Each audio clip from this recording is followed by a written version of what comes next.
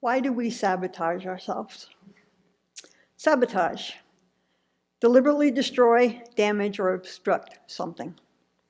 It originally refers to the French wooden shoe, which was called sabots, and the French labor movement.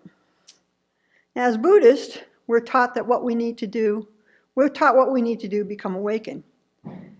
Buddha taught us that developing wisdom and compassion was absolutely necessary in order to become awakened. One has to wonder about the state of wisdom and compassion in today's modern world.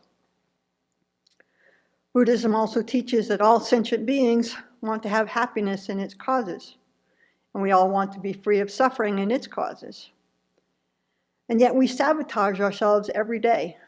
We do the direct opposite of what is needed in order to become awakened and to end our suffering forever. Albert Einstein once said, "Reality is merely an illusion, albeit a very persistent one." Buddha's been saying the same thing for 2,600 years. Reality is like an illusion. Another of Buddha's teachings is that death comes to each and every one of us. Everyone dies. And yet we act like it's not going to happen to me. Or we know we're going to die someday, but not today. And yet in the past 2 days, 2 family members of Abbey residents or people close to the Abbey have died of COVID. COVID is real in a conventional sense, or as real as it gets, and it's a killer. As of today, 274,000 people in the United States have died of COVID. 1.49 million people in the world have died of COVID. And yet, watching the news, we see millions of people acting as if COVID doesn't exist. Doctors and nurses are treating people who are dying, who are denying that they have COVID. Some of these people are dying, still denying that it is killing them. It's ridiculous, but it's very human.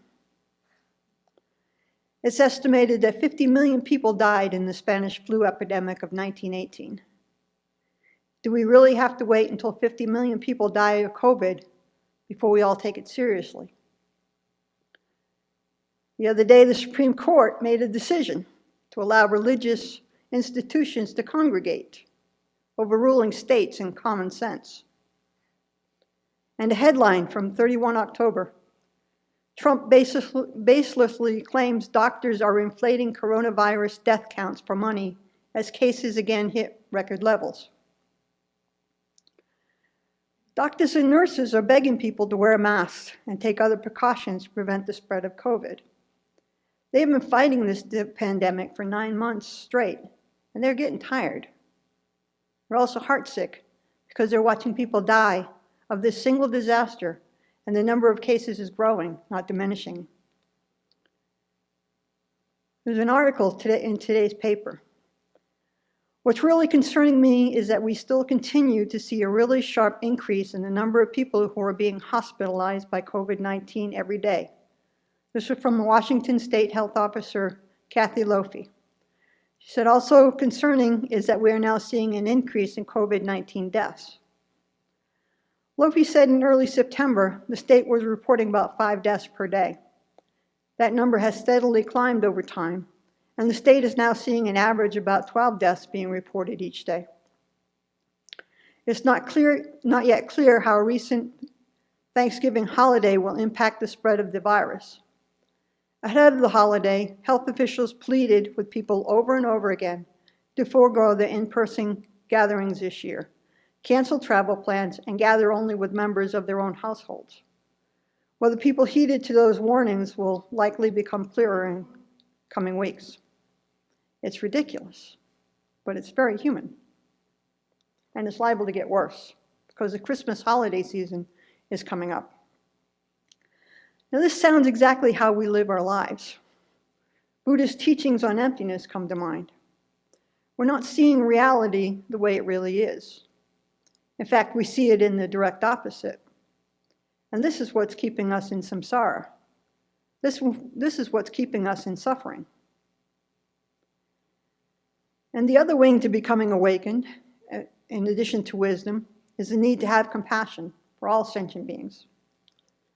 Those humans who are walking around without masks, acting in direct opposite of what is in their own best interest are the very beings that we're going to need to help to become awakened. Strange to think about. Looking at the news, sometimes it's hard to remember that we desperately need all those sentient beings. Today's headline: Hawaii couple arrested after boarding flight knowing they have COVID-19. It's ridiculous, but it's very human. Another of the Buddhist teachings is precious human life.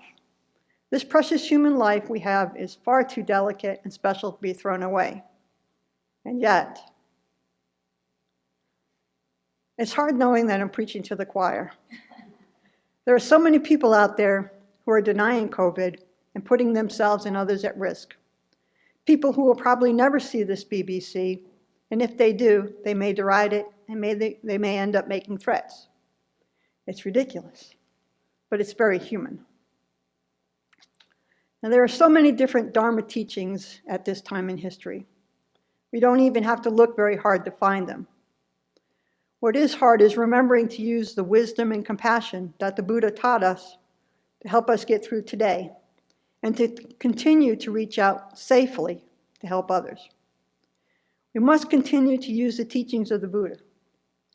Even when we run into those who are sabotaging theirs and others' health and doing their best to find happiness and its causes and freedom from suffering and its causes in all the wrong places. It's ridiculous, but it's very human.